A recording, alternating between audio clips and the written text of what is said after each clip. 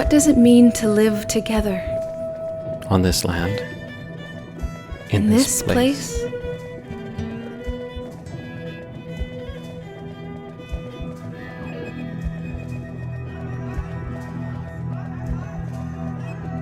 Burnt Thicket Theater presents We Treaty People. Audio dramas exploring what it means to embrace all our relations. This week's episode was written by Marcel Petit, performed by Cheyanne Lemaigre, Kam Miller, and Dominga Robinson. Directed by Jennifer Dawn Bishop, with dramaturgy by Curtis Peeteetuce. Theme music by Daryl Doslaw, with Jordan Daniels, Marco Gitchita, and Donnie Spadell. Recording, editing, and sound design by me, Tim Bratton. And now, recorded on Treaty 6 territory, we bring you Coffee Talk.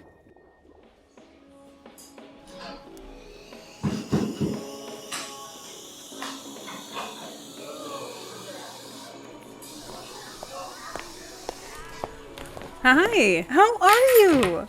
I'm fantastic. Living the dream, you know. Yeah, it's so good to see you. How are you? Things are amazing. Quiet. No one bothers me, which I love.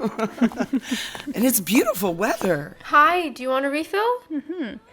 And would you like some coffee as well? Cookie? No to cookie, but tea, please, peppermint. How about a muffin? We have amazing muffins here. You don't want to miss out on them. Muffins are yummy. You just about had me, but just a tea, please, peppermint. She really likes the muffins. So things are good with work? How's the family? Things are amazing. Family is great, and I'm so happy I'm finally working out again. I had a spill about a month ago and had to take a break. Feels like all I've been doing is eating this past month. How about you? How are you? Me? I'm friggin' fantastic. Life is grand, work is good, and art is fantastic. I went through another relationship, most likely my fault. Anything else? No. Another relationship, hey? What happened? No, nothing. It was bound to fail. You know me. I'm either in or I'm out. Most times I'm out. One day you'll find the one. What? I would love two, not just one. Oh. Okay. In all seriousness, I was chatting with a friend the other day about what treaty means to me, and it's kind of left me thinking hard about it. What does treaty mean to me? I don't know how to answer that. The more I thought about it, I'm just a kid who grew up in the inner city and in foster homes. I never really learned anything about my culture. The only thing I learned was an art class where we had to make teepees. I learned more about being Indigenous from watching Westerns. I didn't know anything about Cree people or Métis people. I thought the little tents for camping is where Indigenous people lived. Didn't know anything about treaties at all. I didn't hear about them until I was in my late 20s, and even then, I didn't think about them. I thought it was just about school and medical stuff and those big ugly glasses. I think when I first asked that question, or when I first learned about it, was in school. And our teacher was really big on, we are all treaty people and we all come in peace. And we have a harmonious relationship with the settlers. And it's that treaty symbol image with the Indigenous man and the settler standing there shaking hands. And the other thing with that is that they're both male. And so for me as a young Indigenous woman, you see that and you think, oh, they're the ones calling all the shots. When I look at that image now, it makes it feel like Indigenous people just handed over their land. And in return, we're given, like you said, the medicine, the education, the medical, all of that. It kind of makes me angry. That's not all true. And it was all forced upon them. Then there's the statue by the Victoria Bridge. See that Indigenous?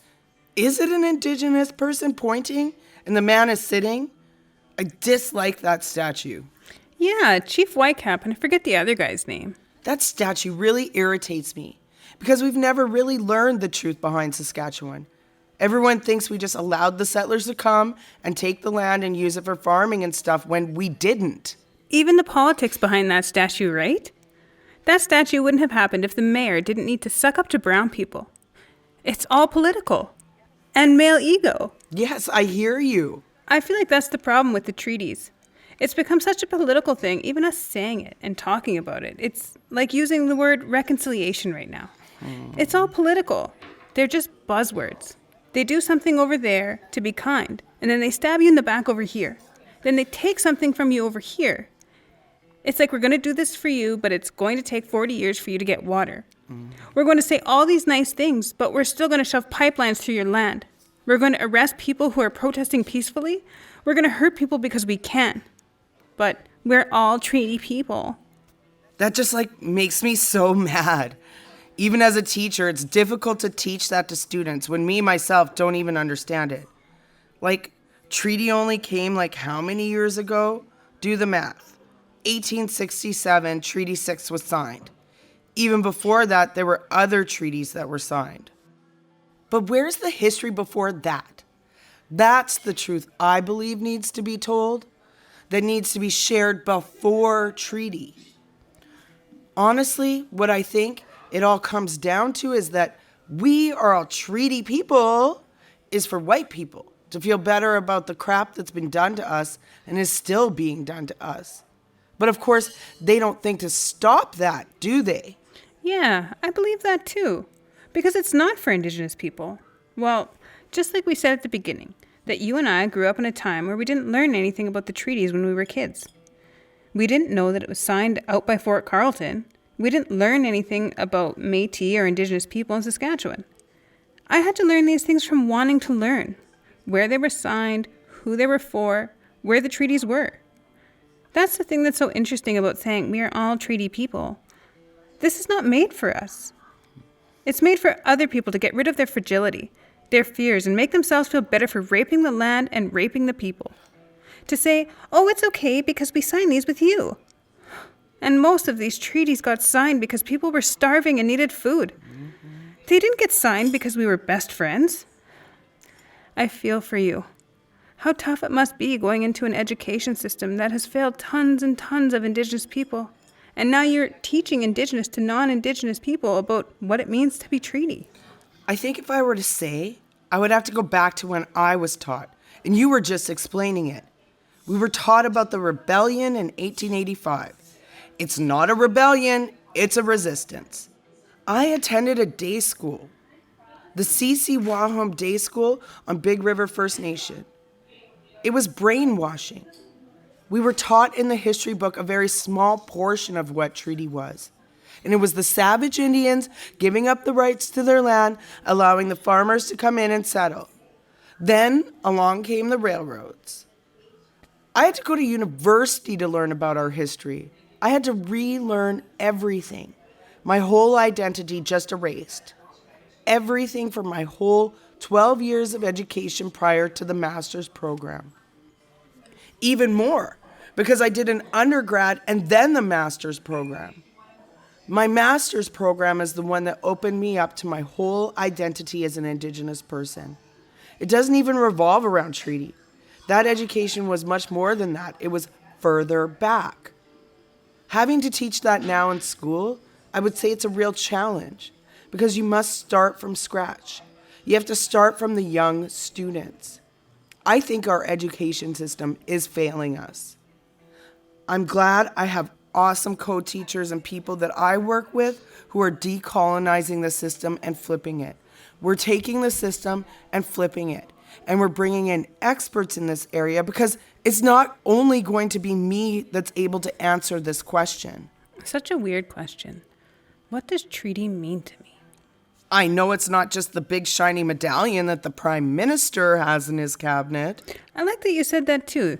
That's the other thing that's always bothered me. But it's true. The two people on the medallion are men. It's like, where are all the women? But again, it's colonial history. Colonialism just pushed women to the side. Where are all the grandmothers during the treaties? You go through treaties and you go through a lot of history, and there's not a lot of teachings about women and who they were and what they did. I'm glad those teachings are coming back, though. I asked that question to my dad. I was like, what does it mean to be treaty? He was like, it's something we all benefited from when it was signed, but it divided our families even more. It was a good thing for Indigenous people, but not really. It was good at the time because we were given food and stuff, right? If you would have asked me this and I wasn't a teacher and didn't give you an educated answer, I would say it doesn't mean anything. Hello. Refill you two? More hot water? Yeah. Thank you. Thank you. Well, I have a question for you, if that's okay. Sure. Donna, Weird question, but what does treaty mean to you? you don't have to answer that. No, it's okay. From what I've learned in schools, it's a contract between two countries. Promises. Here in Canada, it was the Queen, Canadian government, and the Indigenous people. Thank you. That helped. Good answer. Promises that meant nothing. The whole idea of treaty or what it means to me. It's kind of condescending as well. We gave this all to you. You should be happy. I like what you said. What your dad said, it showed what treaty meant to a lot of us. It meant separation. Then I'm going to have more power than you will. Then add in the patriarchy. All these things that were built because of what treaty means to us. It built a system for us to hate each other and not like each other and treat each other like crap. We just talk about it and we still don't really understand. I really like your dad's answer. I never really thought about how much it affected the family. That's upsetting. You can look at the treaty map. It will show how much they divided people. Divide and conquer is basically what's happening. When I went to BC, I was amazed of how many First Nations there were in BC. Hundreds.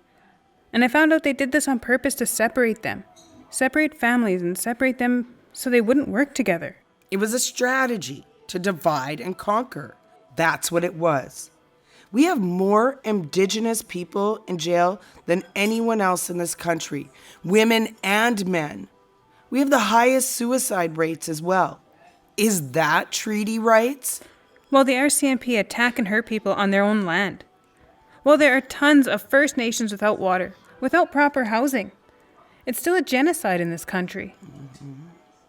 Then we put white men on pedestals and give them awards for discovering us, suddenly wanting to be a friend. And then they take courses to learn about us? Does not anyone see that as a problem?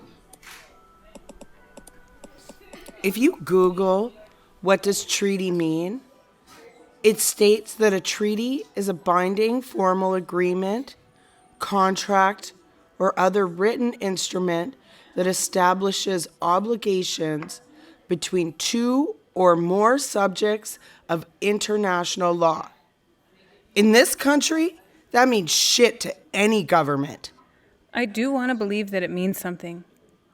But after all these years, after all the lies and deceit, I do know that it has affected us, the rules and the laws.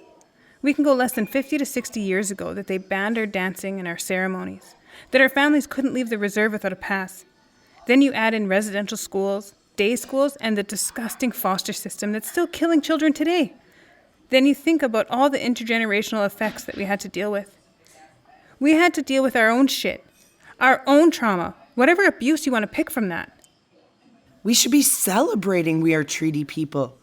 But how can we, with everything we watch our families, friends, and relatives go through? I want to believe it means something.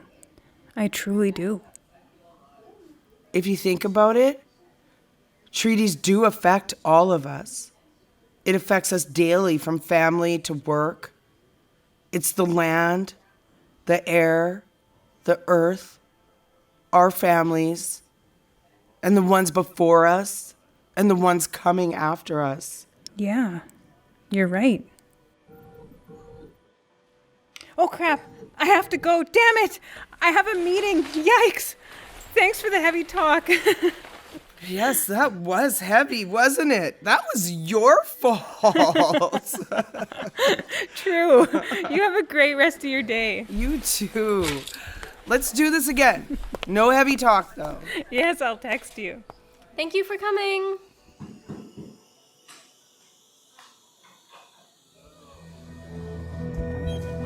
We Treaty People is a production of Burnt Thicket Theatre.